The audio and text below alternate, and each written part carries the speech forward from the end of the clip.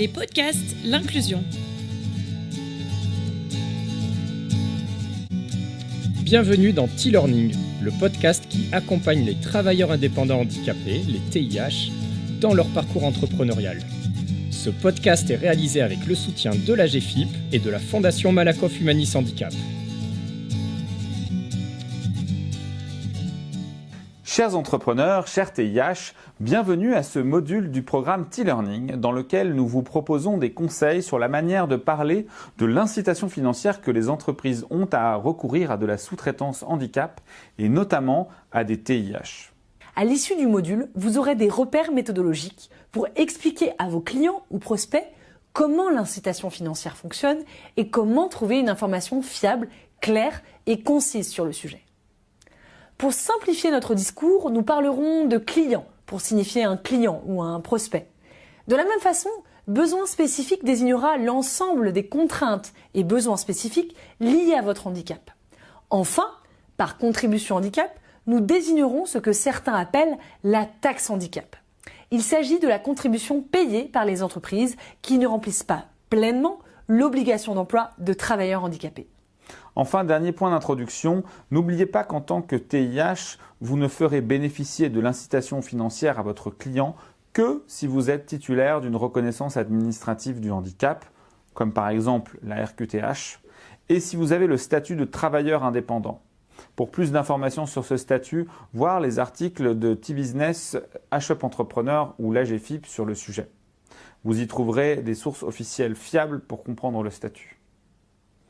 Nous allons structurer ce module en 4 parties. Première partie, les principes qui guident nos conseils.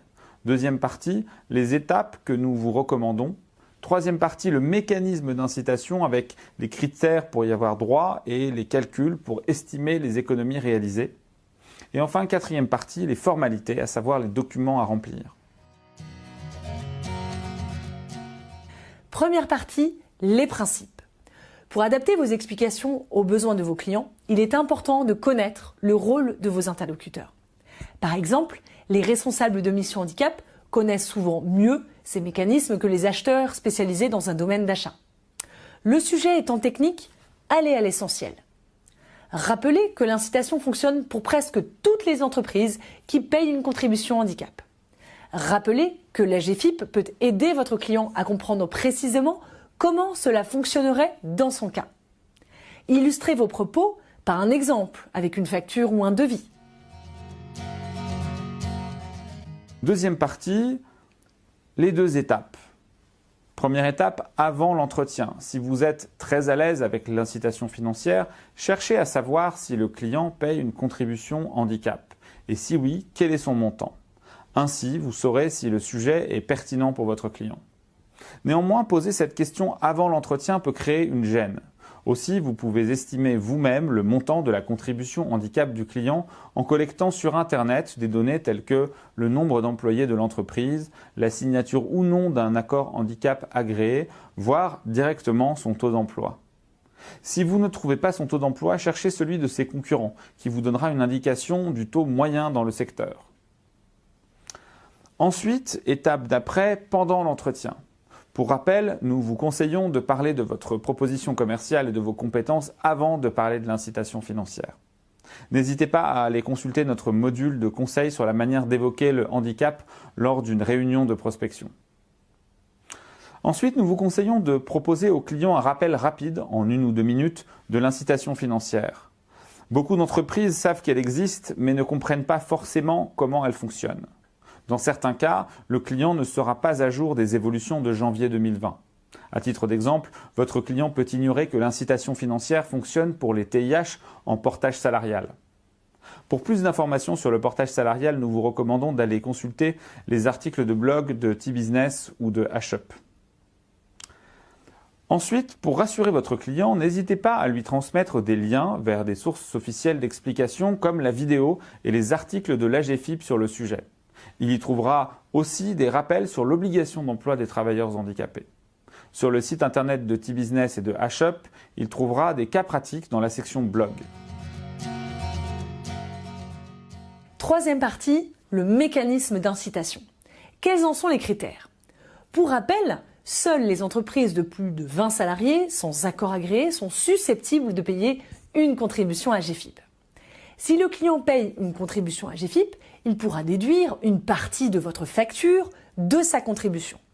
Si le client est sous accord agréé, il ne paye donc pas de contribution handicap. Il peut tout de même avoir un intérêt, voire une quasi-obligation de recourir à la sous-traitance handicap. En effet, de nombreux accords agréés prévoient ce type d'engagement.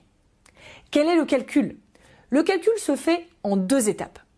Premièrement, le calcul du montant déductible sur une facture et deuxièmement, le maximum de déductibilité totale que le client pourra appliquer en cumulant toutes les factures sur une année. La première étape, à savoir le montant déductible sur votre facture, correspond à 30% des coûts de main-d'œuvre. Sur une facture de prestation intellectuelle, vous pourrez considérer que l'essentiel de la facture constitue la main-d'œuvre. Si votre facture comprend de la revente de marchandises, pensez à retirer le montant de vos achats de votre facture pour arriver à votre coût de main-d'œuvre. Si vous êtes micro-entrepreneur, un barème s'applique en fonction de votre activité. Vous pouvez retrouver les détails de ces calculs dans la section blog des sites de T-Business ou de hshop.fr. La deuxième étape, le plafond ou le montant total que le client pourra déduire de sa contribution handicap sur une année en cumulant les déductions de toutes les factures qu'il a reçues de la part de TIH, d'entreprises adaptées ou d'ESAT.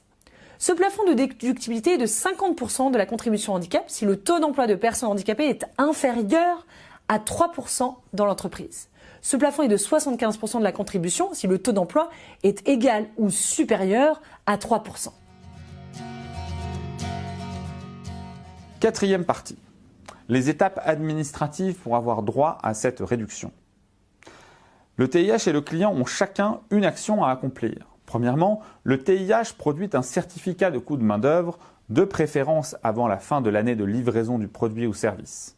Pour le modèle de certificat, utilisez le modèle fourni par le ministère et disponible sur les sites de T-Business, hshop et l'AGFiP.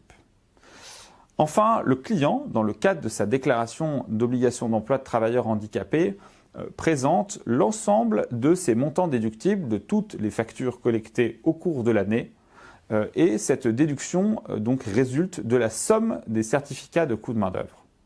Souvent, c'est une opération qui est faite par les équipes de ressources humaines, de paye ou les missions handicap. Et pour conclure, comme toujours, il est essentiel de vous entraîner à présenter ce sujet à vos clients, en préparant des exemples issus de vos factures ou de vos devis. Entraînez-vous! Merci d'avoir écouté cet épisode réalisé par l'Inclusion avec le soutien de l'AGFiP et de la Fondation Malakoff Humanis Handicap et en partenariat avec hshop Entrepreneur. N'hésitez pas à commenter, à partager, à vous abonner à ce podcast et à lui mettre des étoiles pour contribuer à un monde du travail plus inclusif. Et pour accéder à l'ensemble du programme de formation, rendez-vous sur tlearning.fr www.tih-learning.fr